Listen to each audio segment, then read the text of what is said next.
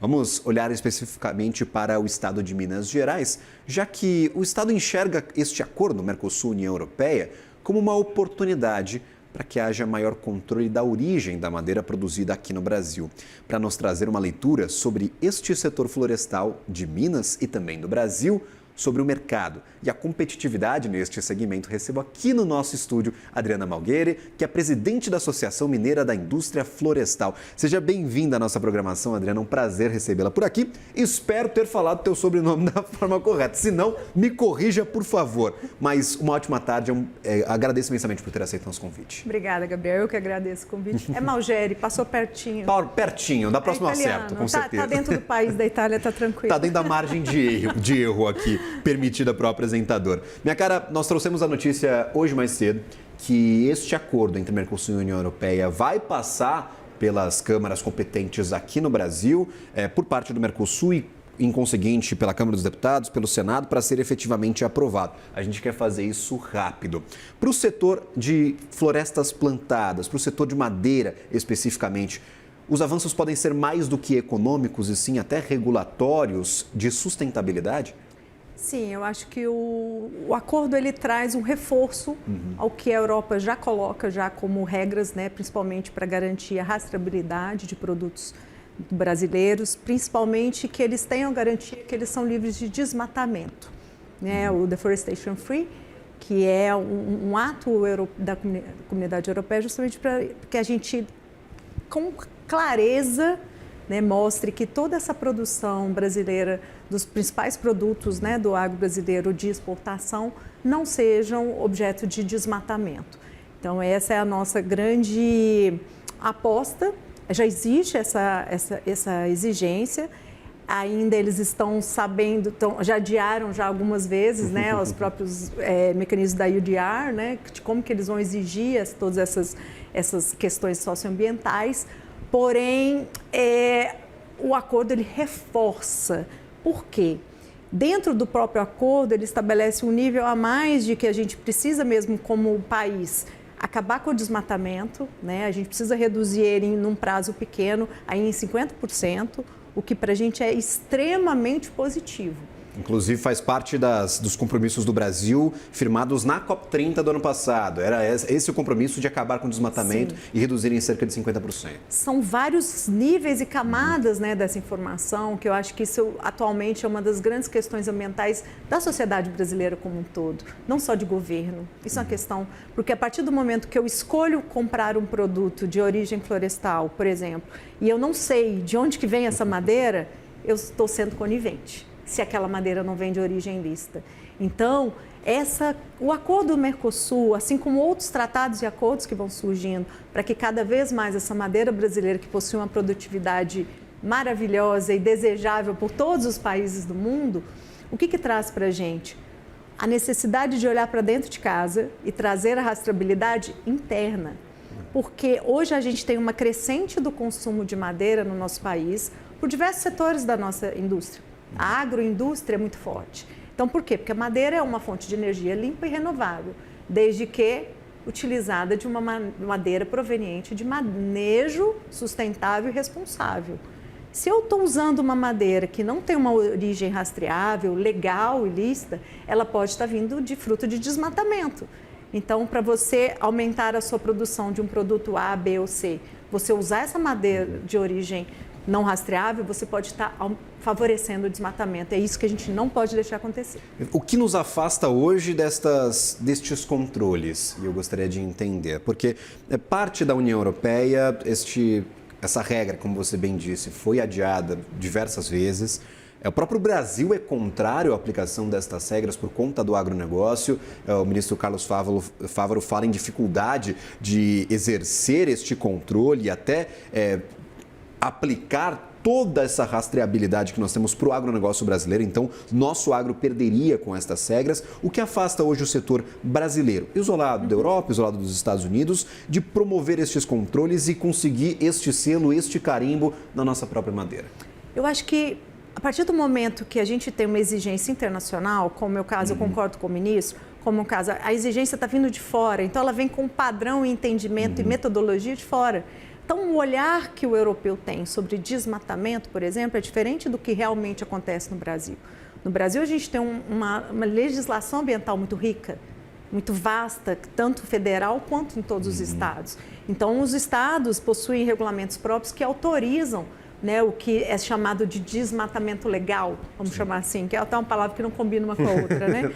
Mas que você fazer uma limpeza diária para implementar, né, aquilo autorizado, comprovado com rastreabilidade, isso pode acontecer, né, em determinados casos. E aí, a Europa entende aquilo como desmatamento como um todo, seco. Então, nesses níveis de exigência, não tem como a gente comprovar nunca que é livre de desmatamento. Perfeito. Então, a metodologia nossa não está sendo respeitada, né? Toda a legislação brasileira, que é muito mais rigorosa, inclusive do que vários países europeus.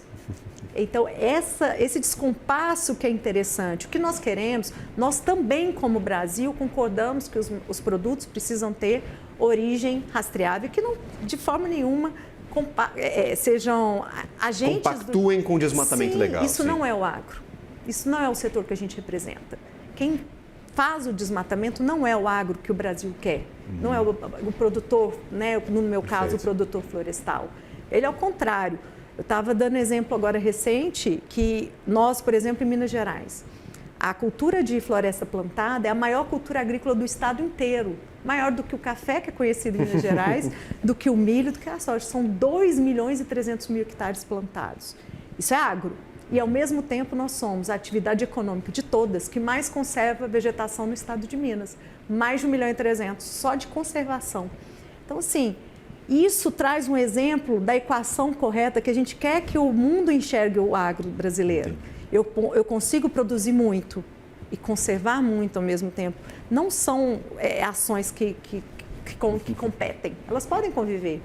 Você participa nesta semana conosco no CNN Money, que é uma semana de novidades. E uma delas eu chamo aqui para participar dessa nossa conversa, Isadora Camargo, âncora do CNN Agro News. Seja bem-vinda aqui ao Money News e fique à vontade, claro, para participar dessa entrevista. Uma boa tarde a você. Boa tarde, obrigada pela oportunidade de falar com a Adriana, falar com você também. Gostaria então de perguntar, aproveitando que a gente está pegando carona no agro e nas questões comerciais de acordo União Europeia-Mercosul, como que a China entra dentro disso tudo? Porque o mercado de floresta plantada, de papel e de celulose, tem ali a China também como um parceiro comercial. Então, Adriana, qual que é a situação agora, considerando que a China já vem sinalizando uma autossuficiência em papel e celulose, por exemplo? A China hoje é, sem dúvida nenhuma, a maior consumidora dos produtos florestais brasileiros, né? Inclusive, isso trabalha toda a balança comercial do agro brasileiro. Acho que a gente já está como segundo ou terceiro produto mais exportado, produtos de origem florestal, não só celulose, madeira serrada, entre outros. O que acontece? A China ela vem mostrando estratégias com vários produtos além da madeira, né, de autossuficiência. Ela tem uma diversidade de território, diversidade de clima, diversidade de consumo, de várias nuances. E hoje, para a celulose é preocupante porque ela determinou, isso recentemente, que ela vai ser autossuficiente, uma questão natural do país de competitividade. Mas isso leva um tempo. Isso leva um tempo não só de simplesmente plantar. Atrás de um plantio florestal, você tem aí N etapas antes para que você garanta que aquele manejo florestal seja sustentável de forma. E você tem que ter, desde o trabalho dos clones, de quais espécies você vai plantar, tem que ser adaptado ao clima, para que ele não tenha nenhum consumo, nem de água, nem de recursos que exaure a região. Que é isso que o Brasil sabe fazer de melhor. Por isso que eles estão querendo acordar bastante com a gente e buscando até uma transferência de tecnologia. Então, tem esse primeiro desafio. O segundo desafio deles é a quantidade mesmo, porque eles têm que produzir muito alimento e produzir madeira também. Então, onde produzir madeira, onde produzir alimento? Acaba que sobra para madeira as áreas mais aclivosas do país, e é o sul da China. Só que sabemos que a China vem aproximando muito de todos os outros países asiáticos e da África, então ela vai ter uma rede de suprimento de madeira muito interessante. Não é interessante para ela comprar madeira direto do Brasil, porque o frete vai ficar muito apertado. Talvez num período ainda dela fazer esse ramp-up de autossuficiência possa acontecer, a gente não descarta nada, né, da China. mas isso já está em tela do papel celulose aí há uns anos. E o que o setor vem trabalhando bastante? A gente aposta muito na diversificação de usos da madeira, de produtos. A gente cada vez mais tem pesquisas apontando bioprodutos. A madeira hoje está em tudo, está em alimento, está no tecido que a gente utiliza. Então você tem uma substituição de produtos de origem fóssil, do petróleo, pela madeira, que é renovável. Isso é Não faço celulose, mas faço outras coisas. Eu consigo aproveitar a minha matéria-prima. Com certeza. Você tem um ouro verde fantástico, a madeira. A madeira é material do futuro. Ela produz desde combustível, energia, tecido, alimento. Então, ela tem uma diversificação muito grande. Você pode produzir mais de 5.000 bioprodutos por meio da madeira.